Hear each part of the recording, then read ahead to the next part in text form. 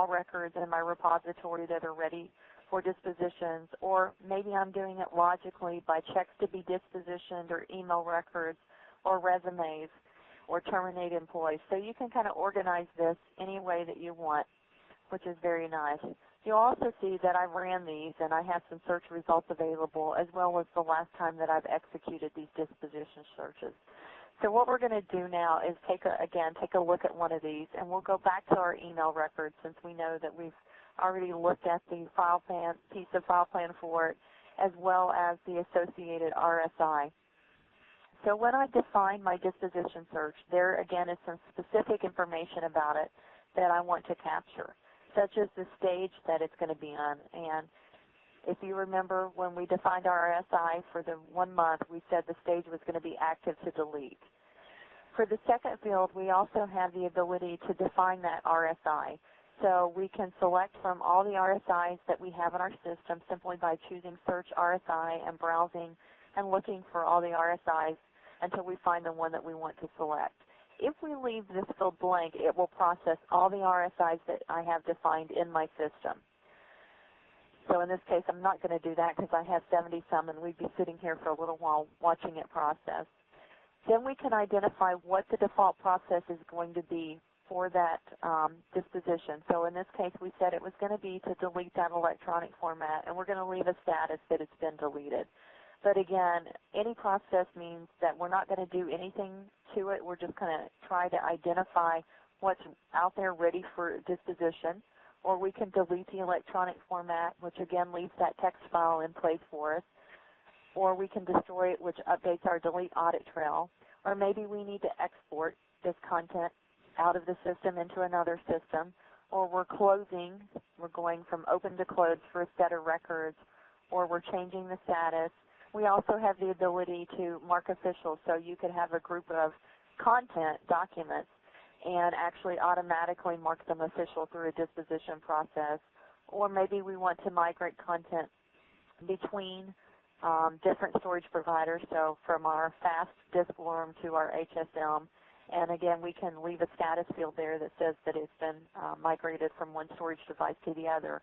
And then also new for our latest version is a lot of our customers, when things are declared a record, may still have 15 to 20 versions of that record behind the scenes sitting out there, and they really want to only have one version that's the final record. So we have added the default process of being able to purge versions for those record documents.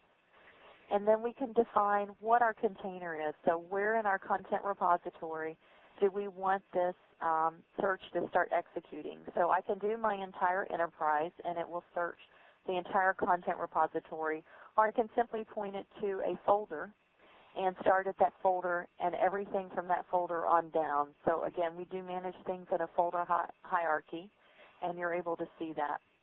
We also have the ability to include the container. And a container for us is a folder or a compound document or a project. It's an object that contains other objects. So it also could be a box if we're doing physical records management. We also have the ability to filter by object type. So maybe all we're looking for this search is email, so I can simply highlight that, and that would only process against then the email records that I have in my repository. I also can do multi-clicks here or multi-select, so I could say emails, folders, documents, etc. If I leave it blank and don't select anything, again, it will process all of them. And then when I'm defining my disposition search, how do I want this search to execute? So in this case, I can do a manual search where I will manually choose to start the search, or we have the ability to schedule this. So we can have it run on a daily, weekly, monthly, yearly basis. We can define what time of day we want this to start. And if we think it's going to be a large job, we can give it a floating date range to allow it to overlap. But one of the nice things is you'll notice when I flip back to manual there, all that's hidden for me, so I don't have to see it unless I'm actually going to automatically schedule these things to process. So the last three options are on the screen are the ability to allow multiple snapshots. And what that means is I can execute this search once, and I'll get a list of results. If I run it again without multiple snapshots turned on, it allows me, it overwrites the existing snapshot. So I may have had 10 records the first time I ran it. I had 15 the second time I ran it, but I have no way of knowing what changed between those runs. So allow multiple snapshots allows you to create individual views for each time you run the disposition search.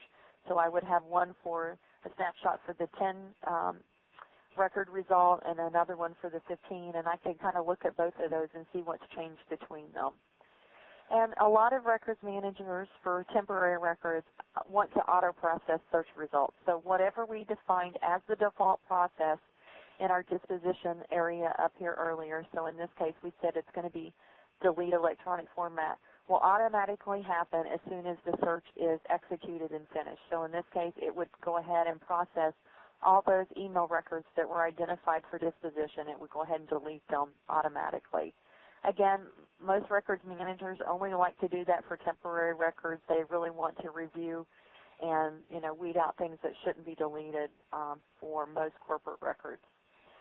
And then much like we were able to send disposition results or search results to disposition from the search results screen, we also have the ability to further refine those search results by using a save search query. So when you execute a search, one of the options that you have is the ability to save that search query and reuse it at a later time. And so we can actually pull that in and reuse it as part of our disposition search. So once I've made the appropriate changes, I simply just need to hit update to save those. And you'll notice now that my status here went from search completed to not started. So we're going to go ahead and kick off the search again simply by clicking the Start Search. But one of the other things that I want to point out here is the ability to push this information out to your records managers at a departmental level or a corporate organizational level. So you can say when the search is executed and the results are returned, I can send an email to a user, to group, or to other recipients notifying them that that search has been executed and that there's a list of records for them to review before their disposition.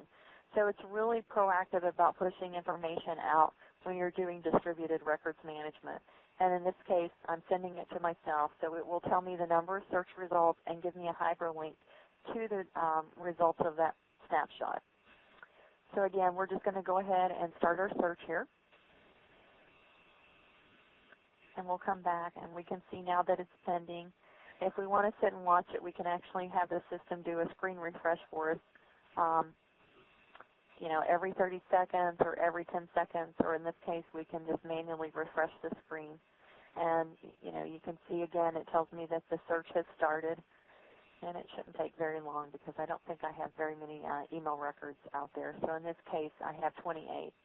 So again, when we click on the disposition search, we can see the snapshots that have been ran. And so in this case, I have one that I ran back in July and then the one that I ran today. And when I click on it, I will actually see then the results of that disposition search executed.